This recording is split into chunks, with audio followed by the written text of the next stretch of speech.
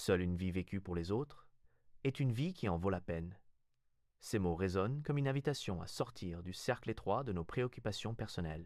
L'être humain, livré à lui-même, peut s'égarer dans la recherche de son propre avantage, mais il découvre sa véritable grandeur lorsqu'il tend la main, lorsqu'il se fait présence et soutien pour autrui. Vivre pour les autres ne signifie pas s'effacer, ni nier ses propres besoins, mais reconnaître que le bonheur ne prend sa pleine dimension que lorsqu'il est partagé. Il existe dans chaque geste de bienveillance une force invisible qui relie les êtres.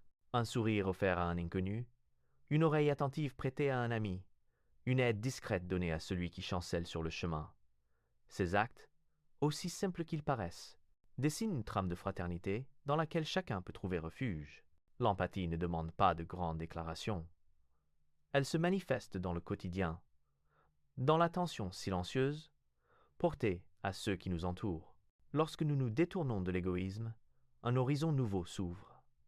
La solidarité devient alors le langage universel, celui qui transcende les différences de culture, de croyances, de fortune. Dans cette union se révèle une vérité essentielle. Nous ne sommes pas des îles isolées, mais des fragments de même continent. En portant les fardeaux des autres, nous allégeons aussi les nôtres, car le poids partagé perd de sa lourdeur. Celui qui consacre sa vie uniquement à l'accumulation de biens ou à la poursuite d'ambitions personnelles risque de se heurter à une amère solitude. Les honneurs passent, la richesse s'épuise, mais le souvenir d'avoir été un réconfort, une lumière dans la nuit de quelqu'un, demeure. C'est là que réside la valeur authentique de l'existence. Ce n'est pas dans ce que l'on garde pour soi, mais dans ce que l'on offre, que s'inscrit la trace durable d'une vie. L'amour désintéressé, le don sans attente, la générosité du cœur. Voilà les véritables conquêtes. En cultivant cette disposition intérieure, l'homme s'élève au-dessus de ses limites. Il découvre qu'en servant autrui, il se transforme lui-même, et que chaque pas vers l'autre est en réalité un pas vers sa propre humanité. Vivre pour les autres n'est pas un sacrifice, c'est une libération. C'est reconnaître que la joie la plus pure jaillit, non de ce que l'on prend, mais de ce que l'on donne. Alors, la vie prend un sens qui dépasse l'instant, et chaque journée devient une occasion de tisser, par de simples gestes, la toile d'une existence qui mérite d'être vécue. La seule raison d'être du temps est que tout n'arrive pas en même temps. Cette pensée, à la fois simple et profonde, nous rappelle que la vie se déploie comme une mélodie et non comme un chaos de notes éparpillées. Le temps nous offre l'espace nécessaire pour respirer, comprendre, apprendre et évoluer. Sans lui, tout serait écrasé dans une simultanéité insoutenable, et aucune expérience ne trouverait son relief. C'est dans l'ordre discret des heures et des saisons que l'existence trouve son rythme. La patience naît de cette compréhension. Attendre n'est pas une faiblesse, mais une sagesse, celle de laisser chaque chose arriver au moment qui lui est destiné. L'arbre ne donne pas son fruit au printemps, et la graine ne se change pas en fleur d'un seul souffle. Ainsi en est-il de nos vies. Certaines joies demandent le mûrissement de l'espérance. Certaines épreuves exigent le passage des jours pour révéler leur enseignement. Le temps, lorsqu'on l'accueille, devient un maître silencieux. Il nous enseigne la valeur du présent, cet instant unique, qui à peine apparu, glisse déjà vers le passé. Trop souvent, nous cherchons à fuir le moment présent, projetant nos désirs dans un futur incertain ou ruminant les regrets d'hier. Pourtant, c'est dans l'instant que se cache la vérité. Celui qui sait s'y arrêter découvre que chaque seconde contient l'éternité en miniature et qu'il n'est nul besoin de courir après un ailleurs pour goûter la plénitude. La gestion du présent n'est pas une affaire de contrôle, mais d'harmonie. Elle demande de se laisser porter par le flux du temps sans s'y noyer. Cela signifie apprendre à distinguer ce qui dépend de nous et ce qui échappe à notre volonté. L'homme impatient cherche à forcer l'ordre naturel des choses, mais il ne récolte souvent que la frustration. Celui qui sait attendre, au contraire, rencontre la paix intérieure. Il existe une beauté cachée dans la succession des instants. Le lever du soleil n'efface pas la nuit, il en est le prolongement. La fin d'une épreuve n'efface pas la douleur, mais elle éclaire la force qui en est née. Chaque étape a son rôle, chaque moment sa nécessité. Le temps, loin d'être un ennemi, est l'allié discret qui rend possible la croissance, l'amour, le pardon et la compréhension. Vivre selon ce rythme naturel, c'est entrer en résonance avec l'univers. Ce n'est pas s'abandonner à la passivité, mais accueillir le devenir comme une danse où chaque pas a sa place. Le temps nous apprend la patience, il nous rappelle que rien n'arrive trop tôt ni trop tard, mais toujours au moment juste. Et dans ce mouvement imperceptible, la vie prend tout son sens, tissé de présents fragiles qui, mis bout à bout, deviennent l'éternité. Le véritable signe de l'intelligence n'est pas la connaissance, mais l'imagination. La connaissance rassemble ce qui est déjà établi. Elle ordonne les faits, classe les idées, éclaire le chemin déjà parcouru par l'humanité. Mais l'imagination, elle, ouvre des portes que personne n'a encore franchies. Elle n'est pas seulement une parure de l'esprit, elle est la source même de la création, le souffle qui transforme des vérités immobiles en horizons nouveaux. Sans elle, la science resterait figée, l'art muet, et la vie elle-même réduite à une répétition mécanique. L'histoire des découvertes témoigne de ce pouvoir. Les grandes avancées scientifiques ne sont pas nées uniquement de calculs et d'expériences, mais d'une intuition, d'une vision capable de devancer l'épreuve. Imaginez l'espace-temps courbé, voir dans la chute d'une pomme les lois universelles, rêver d'une lumière invisible au-delà du spectre. Autant d'élan créateur qui précède la démonstration. La connaissance confirme, mais l'imagination inspire. Elle donne aux chercheurs la capacité de dépasser les évidences, de risquer l'inconnu, de croire à ce qui n'existe pas encore. Dans l'art, l'imagination est l'essence même de l'acte créateur. Elle permet aux poètes de donner voix au silence, aux peintres de transformer une toile blanche en un monde vibrant, aux musiciens d'assembler des sons en émotions. L'artiste n'invente pas ex nihilo. Il façonne, à partir de la réalité, des univers nouveaux qui touchent le cœur et élargissent la conscience. Là encore, la connaissance technique n'est qu'un outil. C'est l'imagination qui insuffle la vie à l'œuvre. Mais l'imagination n'appartient pas qu'aux savants et aux artistes, elle habite chaque être humain. Elle se déploie dans la manière d'élever un enfant, de résoudre un conflit, d'imaginer une existence meilleure. Elle est ce pouvoir qui nous permet de nous projeter, d'espérer, de réinventer le quotidien. Elle nous délivre des limites imposées par le présent et nous offre la liberté de concevoir un avenir différent. La véritable intelligence ne se mesure donc pas seulement à la somme des connaissances, mais à la faculté d'inventer, de voir autrement, de relier ce qui semble étranger. L'imagination n'est pas une fuite du réel. Elle est une manière d'en révéler les dimensions cachées. Là où la connaissance pose des bornes, l'imagination trace des chemins. Là où le savoir s'arrête, elle invite à aller plus loin. Celui qui cultive l'imagination enrichit le monde d'une lumière nouvelle. Il ose rêver là où d'autres se contentent de répéter. Et dans ce rêve, il plante les graines des découvertes, des créations et des transformations qui donneront à l'humanité ses prochaines victoires. Ainsi, l'imagination se révèle non pas comme un luxe de l'esprit, mais comme son véritable signe de grandeur. Nous ne pouvons pas résoudre nos problèmes avec la même pensée que celle que nous avions lorsque nous les avons créés. Cette vérité, d'une clarté implacable, nous rappelle que l'esprit humain doit sans cesse se renouveler s'il veut avancer.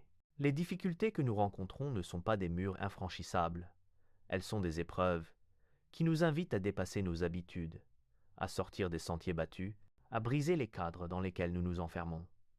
Le problème n'est jamais qu'un miroir qui reflète les limites de notre vision, et la solution ne surgit que lorsque nous acceptons de voir autrement. L'histoire regorge d'exemples de cette nécessité de réinvention.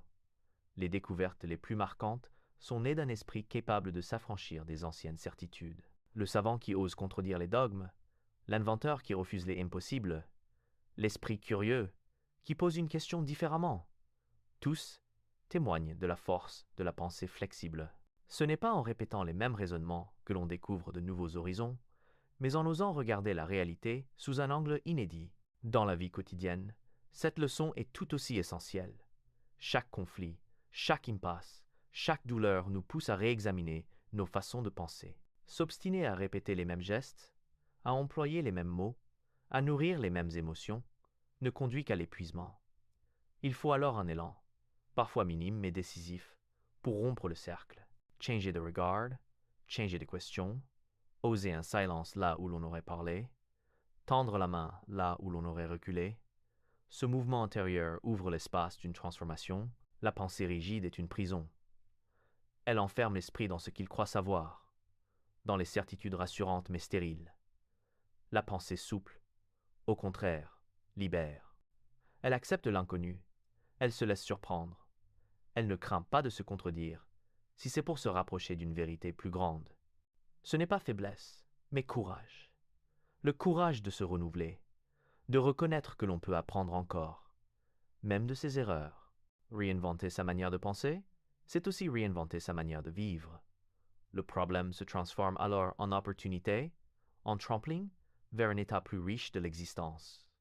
Là où l'on croyait voir un obstacle insurmontable, apparaît une porte. Là où tout semblait figé, le mouvement reprend. Cette dynamique intérieure n'est pas un don réservé à quelques-uns. Chacun peut l'exercer. Chacun peut cultiver en soi la faculté de s'ouvrir à une perspective nouvelle. Ainsi, face au problème, il ne s'agit pas seulement de trouver des solutions pratiques, mais d'oser une mutation intérieure. Chaque difficulté devient une invitation à grandir, à élargir sa conscience, à renouveler son regard sur le monde. Et dans cet élan, nous découvrons que les problèmes ne sont pas la fin du chemin, mais l'occasion de tracer un nouveau sentier. Je n'ai aucun talent particulier, je suis seulement passionnément curieux. Ces mots nous rappellent que la grandeur ne réside pas toujours dans les dons exceptionnels, mais dans l'élan intérieur qui pousse à questionner, à chercher, à s'émerveiller. La curiosité est ce feu discret qui éclaire le chemin de la connaissance. Elle ne se satisfait pas de l'évidence, elle gratte la surface, elle interroge ce qui semble aller de soi. Là où d'autres se contentent d'accepter, l'esprit curieux demande « Pourquoi ? Comment ? Et surtout, que puis-je découvrir encore ?» Cette soif d'apprendre n'est pas un privilège réservé aux savants ou aux érudits. Elle est inscrite dans la nature humaine. L'enfant qui ouvre les yeux sur le monde découvre chaque objet comme un mystère. Il explore, il expérimente, il échoue, puis recommence, sans se lasser. En grandissant, beaucoup perdent ce regard émerveillé, happés par les certitudes et les habitudes. Mais celui qui sait garder vivante cette flamme trouve dans chaque journée un terrain d'apprentissage. Le quotidien cesse alors d'être banal. Il devient un livre inépuisable où chaque rencontre, chaque événement, chaque silence est une page nouvelle à déchiffrer. La curiosité est le moteur qui empêche l'esprit de s'ankyloser. Elle pousse à dépasser les limites du connu, à s'aventurer dans des territoires encore inexplorés. C'est elle qui nourrit la science et l'art, qui fait surgir les inventions et les chefs-d'œuvre. Sans elle, le progrès s'arrêterait, la pensée se figerait et l'humanité se condamnerait à répéter indéfiniment ce qu'elle sait déjà. La curiosité, même lorsqu'elle mène à des erreurs, ouvre toujours la porte d'une compréhension plus large. Elle est aussi une école d'humilité. Être curieux, c'est reconnaître que l'on ne sait pas tout, que le monde est infiniment plus vaste que nos certitudes. C'est accepter de rester élève, de se tenir dans une disposition d'écoute et d'accueil. Celui qui croit tout savoir ferme la porte de la découverte, tandis que celui qui s'avoue ignorant garde son esprit ouvert aux merveilles cachées. Mais la curiosité n'est pas seulement intellectuelle, elle est aussi un chemin vers les autres. Elle nous pousse à écouter leur histoire, à comprendre leurs différences, à nous enrichir de leur expérience. C'est dans ce mouvement d'ouverture que naît la véritable rencontre humaine. Car la curiosité sincère n'est pas indiscrète. Elle est respectueuse. Elle cherche à comprendre plutôt qu'à juger. Vivre avec curiosité, c'est transformer l'existence en aventure permanente. Chaque jour devient une occasion d'apprendre, de s'étonner, de se renouveler. Ce n'est pas un talent particulier, mais un état d'esprit accessible à tous. Et c'est peut être là le plus grand secret. La vie ne nous demande pas d'être extraordinaire, mais simplement d'être passionnément curieux, car dans ce regard toujours en quête, nous trouvons la richesse la plus durable, celle d'un esprit vivant, toujours en éveil, toujours prêt à découvrir. Il n'y a que deux façons de vivre sa vie. L'une comme si rien n'était un miracle, l'autre comme si tout était un miracle. Ces mots dessinent deux chemins, deux regards posés sur le même monde.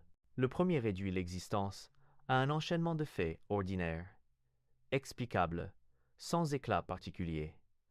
Le second, au contraire, s'ouvre à l'émerveillement, à la surprise que chaque instant recèle. Et c'est sans doute ce regard-là qui élève la vie au rang de mystère. Non pas à cause de ce qu'elle contient d'extraordinaire, mais parce que le plus simple peut y devenir lumineux. L'homme qui marche dans l'oubli de ce miracle quotidien finit par se sentir étranger à sa propre existence. Le lever du soleil lui paraît banal. Le rire d'un enfant devient un bruit parmi d'autres. L'eau qui jaillit d'une source ne lui inspire aucun étonnement. Pourtant, ces réalités, que nous croyons acquises, sont des dons d'une ampleur infinie. Tout pourrait ne pas être, et pourtant tout est. Oublier cela, c'est se priver de la profondeur du monde. C'est réduire la vie à une mécanique sans âme. Mais celui qui choisit de voir chaque chose comme un miracle transforme son existence. Il découvre dans la fleur, qui s'ouvre un secret de beauté, dans une rencontre inattendue, une grâce imprévue, dans les épreuves même, une semence de sens. Cette disposition n'est pas naïveté, elle est sagesse. Elle ne nie pas les difficultés, elle leur donne un autre relief. La gratitude devient alors un art de vivre, un acte intérieur qui change la manière de voir et de sentir. L'émerveillement n'est pas réservé aux grands instants de gloire ou de joie. Il réside dans la simplicité du quotidien, dans la lumière qui traverse une fenêtre, dans le silence qui apaise le tumulte intérieur, dans le geste d'amitié qui rompt la solitude. C'est une manière d'habiter le présent, de lui donner sa densité, de reconnaître qu'il porte en lui une richesse infinie. Ce regard, lorsqu'il est cultivé, dilate le cœur et libère l'esprit de la lassitude. La gratitude qui naît de ce choix est une force douce mais puissante. Elle ne change pas les circonstances extérieures, mais elle change celui qui les vit. Remercier pour ce qui est, même pour ce qui semble insignifiant, c'est s'ouvrir à une abondance que rien ne peut voler. Le monde cesse alors d'être un champ de manque et devient un jardin de dons. Ainsi, nous avons chaque jour le choix entre deux chemins, celui de l'indifférence, où la vie se réduit à une suite d'habitudes sans éclat, ou celui de l'émerveillement, où tout devient miracle. C'est ce second chemin qui nous rend vraiment vivants, car il fait de chaque respiration, de chaque regard, de chaque rencontre, une révélation.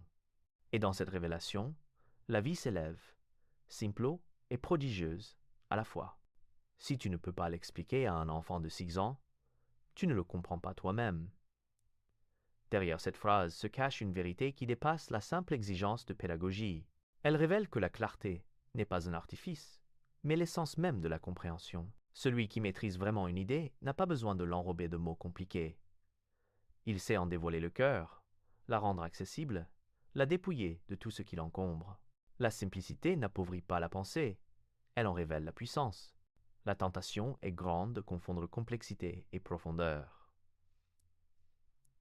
Certains croient que l'abondance de termes techniques, de formules obscures ou de théories compliquées prouve leur intelligence. Mais cette opacité trahit souvent une compréhension inachevée, car ce que l'on comprend vraiment se laisse dire avec des mots clairs, des images simples, une logique limpide. L'enfant de 6 ans devient alors une mesure universelle. Si une idée peut franchir son regard, c'est qu'elle a été ramenée à sa vérité la plus essentielle. La clarté est aussi un acte d'amour. Expliquer à un autre, c'est lui tendre la main, c'est reconnaître sa capacité à comprendre, c'est lui offrir une part de lumière. L'éducation repose sur ce geste. Non pas éblouir par le savoir, mais transmettre de manière à ce que l'autre s'approprie ce qu'il reçoit. Enseigner, ce n'est pas accumuler des notions dans une mémoire, c'est éveiller une curiosité, donner soif de connaître davantage. Et cela ne peut se faire que dans la simplicité. La transmission est une responsabilité. Celui qui détient une connaissance ne la garde pas pour lui seul. Il la partage pour que d'autres grandissent. Mais partager, ce n'est pas impressionner, c'est éclairer. Les plus grands esprits ne sont pas ceux qui élèvent des murailles de concepts, mais ceux qui construisent des ponts entre les idées et les êtres. Dans ce pont, la simplicité est la pierre maîtresse. Elle rend la vérité accessible, non pas en la diminuant, mais en l'ouvrant. Expliquer à un enfant, c'est aussi retrouver en soi l'émerveillement premier. C'est redécouvrir la beauté des choses simples, se rappeler que la vérité n'a pas besoin d'ornement pour être grande. L'enfant écoute avec son cœur autant qu'avec son esprit, et celui qui parle à ce cœur doit être vrai.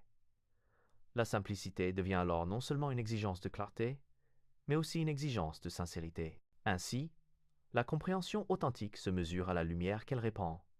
Ce n'est pas la complexité qui élève, mais la clarté qui libère. Celui qui sait expliquer simplement ne démontre pas seulement son intelligence, il offre au monde un outil de croissance, un chemin vers la connaissance partagée.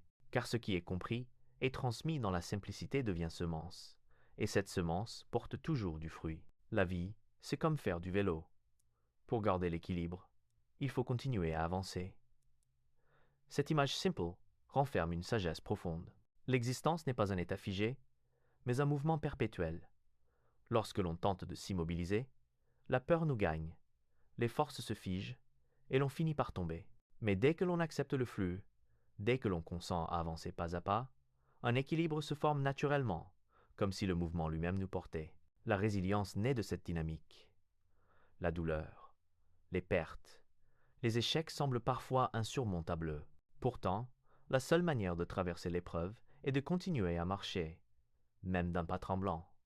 L'avenir s'ouvre à ceux qui refusent de s'arrêter. Avancer ne signifie pas ignorer ses blessures, mais les porter avec soi, les intégrer comme une part de son histoire, sans leur donner le pouvoir de figer le présent. Ainsi, chaque pas devient une victoire, chaque mouvement, un acte de courage silencieux. La persévérance n'est pas une course effrénée vers un but lointain, elle est une fidélité au chemin, une constance humble. Le cycliste ne pense pas à chaque seconde à la ligne d'arrivée.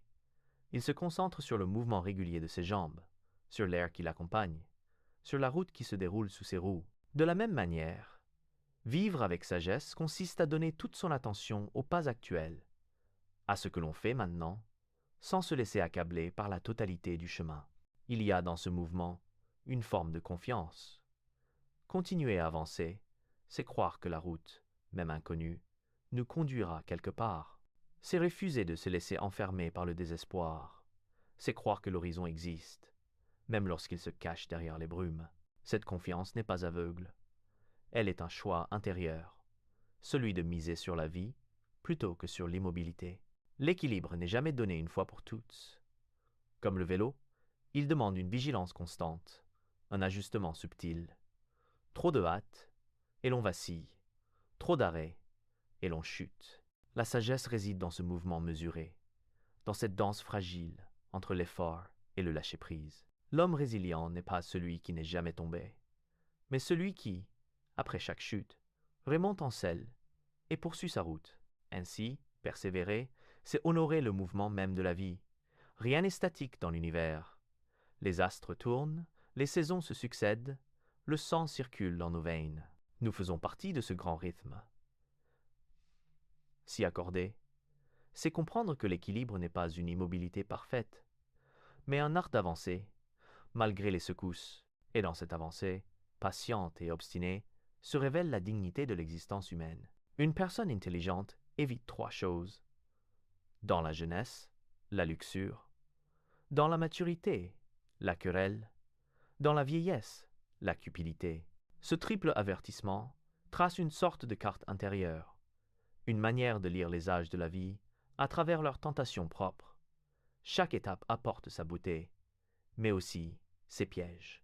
Celui qui veut avancer avec sagesse doit apprendre à reconnaître ses dangers et à les transcender, non par la peur, mais par une lucidité tranquille. La jeunesse est le temps des élans, de la découverte, du désir ardent. Rien n'est plus naturel que d'être habité par cette force qui pousse à goûter le monde. Pourtant, cette énergie, lorsqu'elle se laisse asservir par la luxure, peut enfermer l'âme dans une quête sans fin de plaisir éphémère. La passion devient alors une prison, où l'on consomme sans jamais se rassasier. L'intelligence, à ce stade, consiste à ne pas étouffer l'élan vital, mais à l'orienter vers ce qui nourrit vraiment. L'amour sincère, la création, l'apprentissage. La flamme de la jeunesse peut illuminer ou brûler. Il revient à chacun de choisir la clarté plutôt que la cendre. La maturité, elle, apporte le poids des responsabilités, les engagements, les luttes pour exister et affirmer sa place. C'est l'âge où la querelle guette, non seulement avec les autres, mais aussi avec soi-même. On se bat pour défendre ses idées, protéger ses biens, préserver son honneur. Mais l'esprit qui se laisse enfermer dans la dispute finit par s'épuiser. La querelle est un feu qui consume plus qu'il n'éclaire. La vraie force, dans la maturité, n'est pas de vaincre, mais de comprendre, non pas d'écraser, mais de dialoguer. L'intelligence consiste alors à choisir la paix plutôt que la victoire, à chercher la vérité plutôt que d'avoir raison. Puis vient la vieillesse, avec son cortège de souvenirs et de bilans.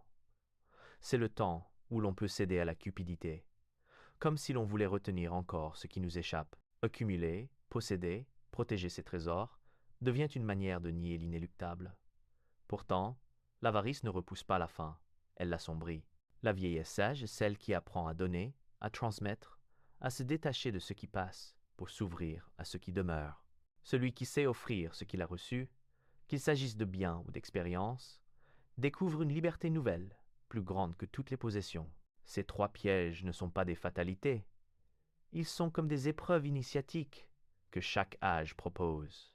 Éviter la luxure, la querelle et la cupidité ne signifie pas se priver de passion, d'affirmation ou de ressources, mais refuser leurs excès destructeurs. La véritable intelligence ne consiste pas à échapper aux élans de la vie, mais à les purifier, à en faire des chemins d'élévation. Ainsi, chaque étape devient non pas un danger, mais une occasion de grandir dans la lumière. Le printemps de 1954 n'apportait ni chaleur ni lumière. Le vent giflait les vitres de la petite maison de Princeton et faisait trembler les branches encore nues. Le journaliste monta les marches, en bois avec une hésitation visible, comme s'il franchissait un seuil interdit. La porte s'ouvrit sans bruit et la gouvernante, vêtue de noir, lui adressa un signe bref. À l'intérieur, la maison baignait dans une pénombre studieuse, saturée de l'odeur du papier ancien et du tabac froid. Assis dans un fauteuil, une couverture sur les genoux, Einstein l'attendait. Ses cheveux indisciplinés formaient une auréole argentée.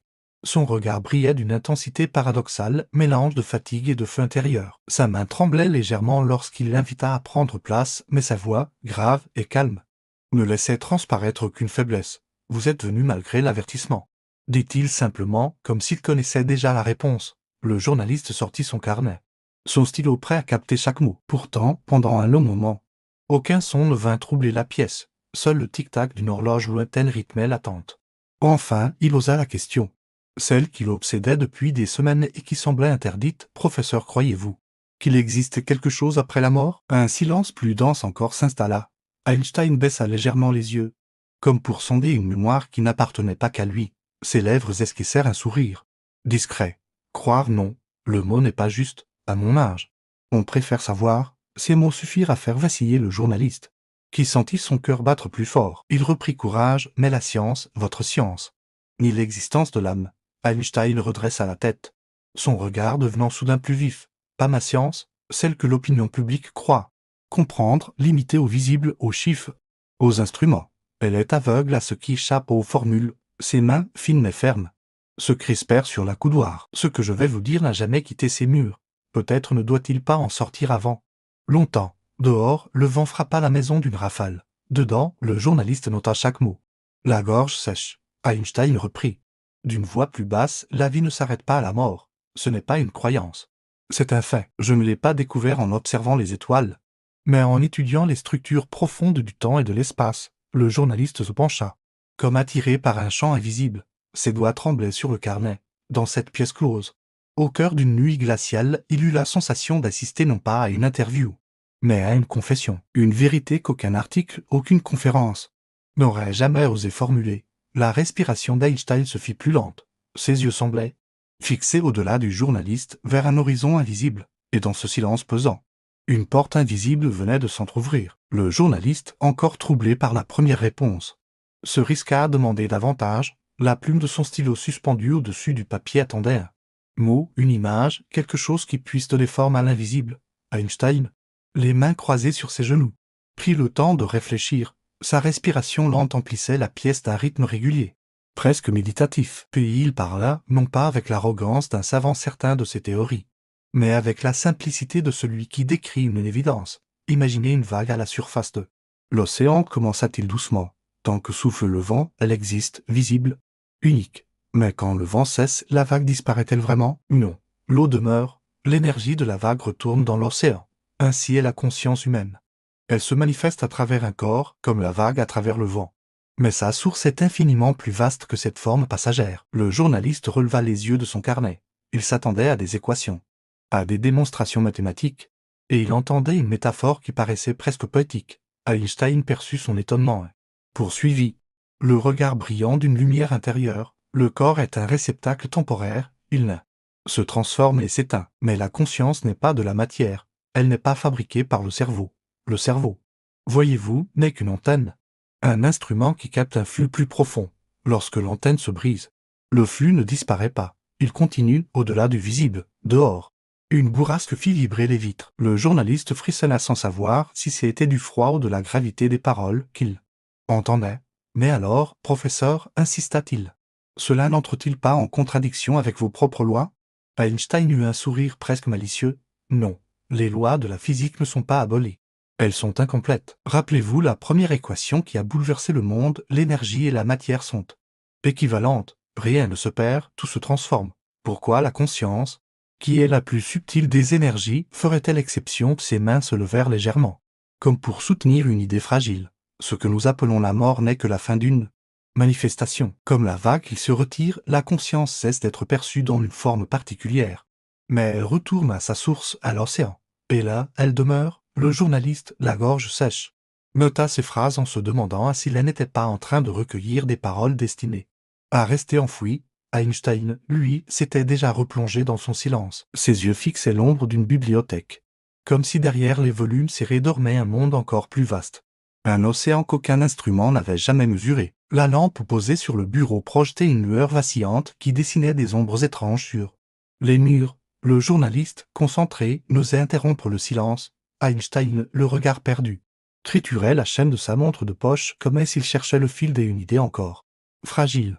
Puis, lentement, il se redressa. « Vous connaissez ma théorie de la relativité, bien sûr, dit-il d'une voix posée. Elle a montré que le temps et l'espace ne sont pas absolument liés, malléables, dépendants du mouvement et de la gravité. Pourtant, dans toutes ces équations, quelque chose manque, l'observateur, celui qui perçoit. Sans lui, les formules restent aveugles. » Il se leva avec difficulté, fit quelques pas vers la fenêtre et posa sa main tremblante contre la vitre froide. La science croit encore que la conscience est un produit secondaire du cerveau, une simple activité chimique. Mais si c'était l'inverse, si la conscience était première, et que la matière n'était qu'une condensation de cette conscience, le journaliste sentit une sueur froide perler dans sa nuque. Ces mots semblaient hérisser les frontières même de la pensée scientifique. Einstein reprit, comme s'il récitait un secret longtemps contenu. Lorsque nous observons la matière à elle, échelle quantique, elle se dérobe. Une particule peut être onde, peut être matière. Elle choisit son état selon l'observation. C'est cela, le double si exprime l'expérience des fentes d'Yann, sans observateur. Pas de réalité déterminée. C'est la conscience qui fixe l'instant. Il retourna s'asseoir, ses yeux brillants d'un éclat presque fébrile, avec Podolsky et Rosen. J'ai formulé ce paradoxe que l'on appelle aujourd'hui le de particules, ayant interagi une fois, restent liées à travers l'espace, séparez-les de milliers de kilomètres. Toucher l'une et l'autre réagit instantanément. Aucun signal ne peut voyager aussi vite. Alors, quoi, une connexion plus profonde existe, hors du temps et de l'espace? Il se pencha. Sa voix baissa d'un ton. Ce phénomène, l'intrication, n'est pas seulement un jeu mathématique, c'est un indice, une preuve discrète que la réalité est tissée d'un lien invisible. Et ce lien, c'est la conscience. Elle traverse la distance. Elle unit ce qui paraît séparé. Le journaliste, les mains crispées sur son carnet, osa à peine respirer. Einstein poursuivit. Presque dans un souffle, les équations n'expriment que des ombres. Derrière elles se cache une structure plus vaste, une unité qui englobe la matière, l'énergie et l'esprit. Mais cela, la science officielle n'est pas encore prête à l'admettre. Elle craint de s'avouer incomplète. La pendule sonne à l'heure suivante, brisant le silence comme un rappel brutal du monde extérieur. Einstein leva les yeux vers le plafond.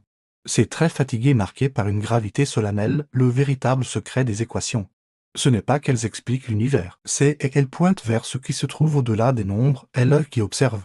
Le souffle qui donne sens. La conscience est la clé. Le journaliste se sentit soudain minuscule, comme si la pièce s'était élargie à l'échelle du cosmos, et dans le tremblement de la voix du vieil homme, il percevait moins une théorie qu'une révélation.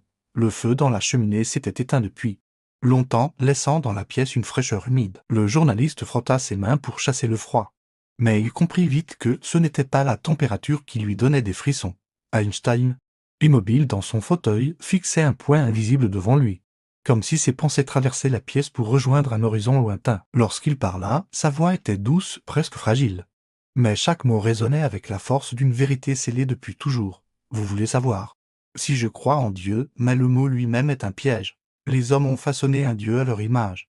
Un vieillard sévère trônant sur un nuage, distribuant récompenses et punitions. Cette caricature a régné pendant des siècles, mais elle n'a rien à voir avec la réalité. Il marqua une pause, posa ses doigts sur son front comme pour apaiser une tension, puis il poursuivit, Dieu n'est pas un être, Dieu est l'océan de toute conscience, chaque vie, chaque esprit est une vague qui se lève, scintille un instant, puis retourne à la mer dont elle est issue. Rien ne se perd, rien n'est séparé. Le journaliste resta interdit, son stylo suspendu au-dessus du papier. Einstein remarqua son trouble et un léger sourire plissa ses lèvres. Comprenez que la mort n'est pas une fin, c'est un retour, le corps se défait, oui. Mais la conscience retrouve sa source, comme un voyageur qui revient à la maison après un long périple. Voilà pourquoi je n'ai jamais craint l'instant où mon cœur s'arrêtera. Ce n'est pas une chute dans le néant, c'est un retour dans la totalité. Un silence s'installa, ponctué seulement par le souffle du vent dehors. Le journaliste sentit ses certitudes vaciller. Il osa demander, alors nous ne disparaissons jamais? Einstein secoua doucement la tête. Non, pas plus qu'une note de musique ne disparaît après avoir résonné. Elle s'inscrit dans l'air, se propage, vibre encore. Même si l'oreille humaine ne l'entend plus, de la même manière, nos vies continuent d'exister, inscrites dans ce champ infini qu'est la conscience universelle. Ses yeux brillèrent d'une intensité calme. Ce que nous appelons Dieu n'est pas séparé de nous. Nous sommes en lui, comme les vagues dans l'océan. La mort n'est pas un mur, c'est une porte. Et derrière cette porte, il n'y a ni jugement ni châtiment.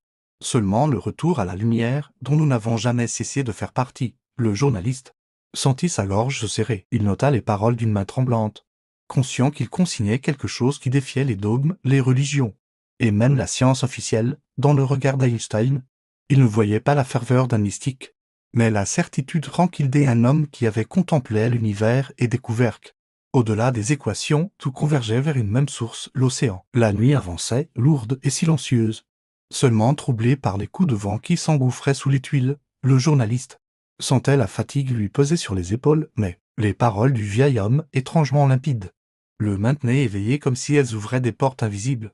Einstein posa ses mains sur la couloir du fauteuil. Ses doigts noueux semblant chercher appui ont une matière plus vaste que le bois, la conscience.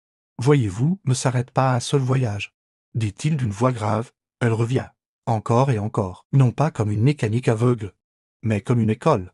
Chaque vie est une leçon. Nous portons en nous les cicatrices des épreuves passées, les élans des amours anciennes. Même si notre mémoire terrestre les ignore, le journaliste sentit une résistance s'éveiller en lui. Vous voulez dire la réincarnation? Einstein eut un sourire discret. Appelez cela comme vous voulez. Les anciens l'ont nommé ainsi, mais les mots importent peu. Ce qui compte, c'est le principe. La conscience choisit de revenir, d'apprendre, d'aimer à nouveau. Et quand elle est prête, elle peut s'affranchir de ce cycle. Il se pencha légèrement, son regard s'embrumant d'une lumière intérieure. Le libre arbitre est la loi suprême. Rien n'est imposé. Même la renaissance n'est pas une contrainte, elle est un choix. Comme l'élève qui accepte de retourner en classe pour progresser, ou qui décide que le chemin accompli suffit. Quand la conscience atteint un certain degré de clarté, elle peut quitter la roue, se fondre dans l'océan, non pas en s'effaçant, mais en retrouvant sa vraie nature. Le journaliste notait à la hâte, le cœur battant. Mais alors, pourquoi la souffrance? Pourquoi tant d'épreuves? Einstein leva les yeux vers le plafond, son visage traversé par une gravité douce. Parce que sans résistance, il n'y a pas de force, sans douleur, pas de croissance. Le bois du violon ne chante que parce qu'il a été courbé, tendu, façonné par le feu. L'âme aussi se forge dans l'épreuve. Chaque perte, chaque blessure, chaque solitude creuse en nous l'espace nécessaire pour accueillir davantage de lumière. Il ferma les yeux un instant, comme s'il goûtait lui-même à la vérité de ces mots. L'amour est le seul chemin. Tout ce qui n'est pas amour nous ramène à la souffrance, et c'est ainsi que nous comprenons peu à peu. La conscience progresse non pas à travers les victoires, mais à travers la tendresse, le pardon, la capacité à voir en l'autre un fragment du même océan. Le journaliste sentit une chaleur étrange monter en lui. Malgré le froid qui envahissait la pièce, il se rendit compte qu'il n'écoutait plus seulement des mots, mais qu'il recevait un enseignement. Dans la voix brisée mais lumineuse du vieil homme, il entendait non pas un discours théorique mais le témoignage d'une âme prête à quitter la rive, à franchir la porte invisible et à retourner libre vers la mer dont elle était issue. Un grondement lointain fit vibrer les vitres, comme un écho de tonnerre retenu dans le ciel. Le journaliste leva les yeux, inquiet. Mais Einstein demeura impassible. Ses traits fatigués s'étaient durcis, comme si une ombre venait de traverser son esprit. Jusqu'ici, ses paroles avaient été celles d'un chercheur ouvrant une porte sur l'invisible. Maintenant, Elle prenait la gravité d'un avertissement. L'humanité avance, mais à pas déséquilibré, dit-il lentement. La science, telle que nous la pratiquons, a franchi des seuils que nous ne comprenons pas encore. Nous construisons des machines plus rapides que nos réflexions. Nous découvrons des forces plus puissantes que notre sagesse. La technologie croît comme un arbre sauvage. Mais les racines de la morale n'ont pas suivi. C'est dangereux, très dangereux. Il se redressa. Dans son fauteuil, ses yeux fixant ceux du journaliste avec une intensité presque douloureuse, nous avons appris à fendre l'atome, à libérer l'énergie des étoiles, mais nous n'avons pas appris à dépasser notre haine, notre avidité, notre peur de l'autre. Que vaut une équation si elle conduit à la destruction de villes entières? Que vaut un progrès si l'homme s'en sert pour asservir plutôt que pour unir? Le journaliste sentit un frisson courir dans son dos. Dans le silence qui suivit, il entendait presque les échos d'Hiroshima et de Nagasaki résonner dans les mots du vieux savant. Einstein reprit, sa voix s'alourdissant comme une cloche grave. Le matérialisme a empoisonné notre vision. Nous avons réduit la vie à des chiffres, à des profits, à des rapports de force. Nous nous sommes crus séparés les uns des autres, alors que nous sommes des fragments d'un même océan. Tant que cette illusion domine, chaque invention devient une arme, chaque découverte un danger. Il fit une pause. Son souffle court, puis poursuivit plus doucement, mais avec une intensité glaciale.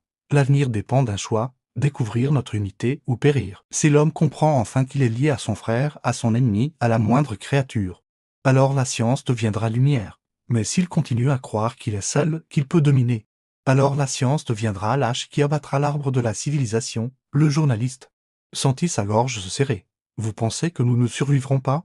Demanda-t-il presque dans un souffle. Einstein détourna le regard, fixant la fenêtre où l'aube commençait à dessiner une pâleur. Je pense que nous sommes au bord d'un précipice. La prochaine étape de l'humanité ne dépend pas des machines, mais du cœur. Si nous refusons de nous reconnaître dans l'autre, alors oui, nous disparaîtrons. Pas par manque de connaissances, mais par manque de sagesse. Un silence lourd tomba dans la pièce. Dehors, le vent s'était apaisé. Comme pour écouter lui aussi, le journaliste écrivit ces mots avec la conscience aiguë qu'ils aiment. Étaient pas seulement des phrases, mais peut-être le dernier cri des alarmes d'un esprit qui avait vu plus loin que tous les autres. La plume du journaliste grattait nerveusement le papier, mais son esprit peinait à suivre le flux des révélations. Chaque mot prononcé semblait ébranler les fondations mêmes de son savoir. Einstein s'interrompit un instant, comme s'il cherchait à ordonner les pensées qui l'assaillaient, puis il reprit d'une voix lente, posée, teintée d'une gravité presque tendre. Il existe déjà des indices, dit-il, les enfants qui se souviennent d'une autre vie, décrivant des lieux où ils n'ont jamais mis les pieds, des visages qu'ils ne devraient pas connaître, les expériences de mort imminente ou de malades, déclarés cliniquement morts, reviennent en racontant ce qui s'est passé autour d'eux, des détails qu'ils ne pouvaient percevoir, l'intuition, les prémonitions. Ce sentiment soudain d'avoir déjà vécu une scène, tout cela n'est pas du hasard. Ce sont des fissures dans le mur du matérialisme. Le journaliste leva les yeux, sa plume suspendue. Fasciné, Einstein poursuivit, certains appellent cela le champ akashique. Un vaste réservoir où chaque pensée, chaque émotion, chaque expérience est conservée. C'est une bibliothèque invisible qui relie tous les êtres. Nous y puisons inconsciemment à chaque instant. Voilà pourquoi une mélodie peut nous émouvoir sans raison. Pourquoi une rencontre peut sembler familière. Nous sommes reliés par des fils que la science ne veut pas voir. Un soupir lui échappa, presque douloureux. La science officielle refuse ces phénomènes parce qu'ils ne se répètent pas. À la demande, parce qu'ils échappent aux instruments. Elle préfère nier plutôt que d'avouer son impuissance. Mais le déni n'est pas une réfutation. Ce qui existe, existe, que les laboratoires l'admettent ou non. Le journaliste se pencha, sa voix brisée par l'émotion. Croyez-vous qu'un jour cela sera prouvé? Einstein hocha lentement la tête. Oui, l'avenir appartient à une science nouvelle, capable de mesurer ce qui, aujourd'hui, semble insaisissable, les champs subtils de la conscience, les variations énergétiques qui accompagnent la mort du corps un jour. Des instruments les capteront. L'humanité pourra enfin constater que la pensée ne disparaît pas, qu'elle se transforme. Ce qui est perçu comme spirituel deviendra mesurable, mais même alors, le véritable défi ne sera pas la preuve. Il s'interrompit, ses yeux perdus dans une lueur intérieure. Le défi sera de comprendre ce que cela implique pour la vie, car savoir que la conscience survit à la mort ne suffit pas. Il faudra apprendre à vivre autrement, avec cette responsabilité immense. Chaque geste, chaque parole, chaque intention laisse une trace indélébile dans le grand champ de l'univers. Le journaliste, bouleversé, sentit qu'il avait devant lui moins un savant qu'un prophète malgré lui. La pièce semblait emplie d'un silence vibrant, comme si les murs eux-mêmes retenaient leur souffle, et il eut l'intuition que ces paroles, un jour, trouveraient un écho bien au-delà de cette nuit d'aveux. La pièce était plongée dans une pénombre épaisse, seulement trouée par la flamme hésitante d'une bougie oubliée sur le bureau. Le journaliste, épuisé mais incapable de détourner son attention, sentait que chaque parole du vieil homme devenait un legs, un testament offert dans le secret de cette nuit. Einstein, le dos voûté, reprit d'une voix ferme malgré la fatigue, « Ne vous méprenez pas. Je ne suis pas un mystique. Je ne cherche pas à fonder une religion ou à imposer une croyance. Tout ce que je vous dis, je l'ai découvert en suivant le même chemin que toujours, celui de l'observation, de la logique, de la recherche de cohérence. Je reste un chercheur de vérité, rien de plus. » Il fit une pause, puis se pencha légèrement, ses yeux étincelants comme si une lumière intérieure les animait. « Vous connaissez ma célèbre équation E égale mc2. Elle a montré que la matière et l'énergie ne sont que deux visages d'une même réalité. Mais il existe un troisième visage, encore plus subtil, la conscience. Elle est une forme d'énergie, d'une finesse que nos instruments n'ont pas encore su mesurer, mais elle obéit à la même loi. Rien ne se perd. Elle se transforme, elle circule, elle se déplace au-delà de la mort. » Le journaliste, bouleversé, eut l'impression de voir se fissurer l'édifice du savoir humain. Einstein poursuivit, plus lentement, comme s'il voulait graver chaque mot dans la mémoire de son interlocuteur. « Le véritable enjeu n'est pas de convaincre, pas même de prouver. Les preuves viendront, je n'en doute pas. Mais si elles arrivaient demain, si l'humanité découvrait sans conteste que la conscience survit à la mort, cela ne suffirait pas, car ce n'est pas le savoir qui change le monde, mais la manière dont nous vivons avec ce savoir. » Son visage se creusa d'une gravité douce, presque douloureuse. « La question n'est pas « que se passe-t-il après la mort ?» La question est « que faisons-nous avant ?» Comprendre que nos pensées, nos paroles, nos gestes continuent d'exister au-delà de nous devrait bouleverser chaque instant de nos vies. Ce que nous appelons bien et mal ne sont pas des dogmes imposés par des prêtres, ce sont les empreintes que nous laissons dans l'océan de conscience. Aimer, servir, créer. Voilà ce qui élève. Haïr, diviser, dominer, voilà ce qui enchaîne. Le journaliste, les doigts crispés sur son carnet, n'écrivait plus où il écoutait.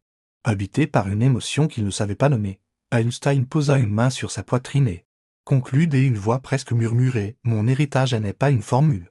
Mon héritage, c'est l'appel à vivre en chercheur, en découvreur de vérité, non seulement dans les laboratoires, mais dans nos propres vies, car la vérité n'est pas un concept, elle est une transformation, et chacun de nous en porte la responsabilité. » Un silence sacré suivit ces mots.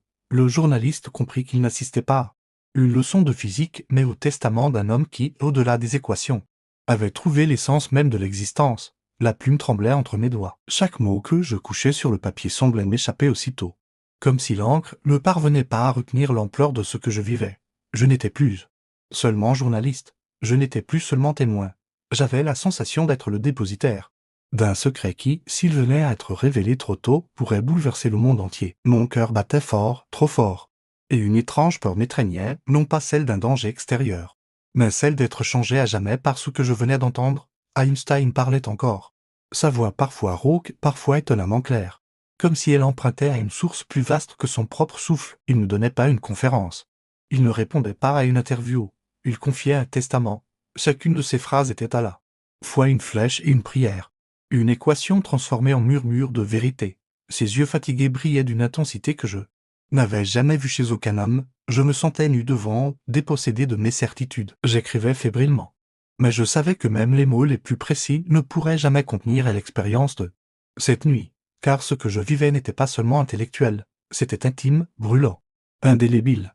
Sa voix résonnait en moi comme une cloche dans une cathédrale invisible, et je sentais que rien, absolument rien, ne serait plus comme avant. À plusieurs reprises, ma main s'arrêta, paralysée par l'idée que si je notais tout, si je consignais fidèlement chaque mot, je ne pourrais plus jamais m'en détourner. Ces phrases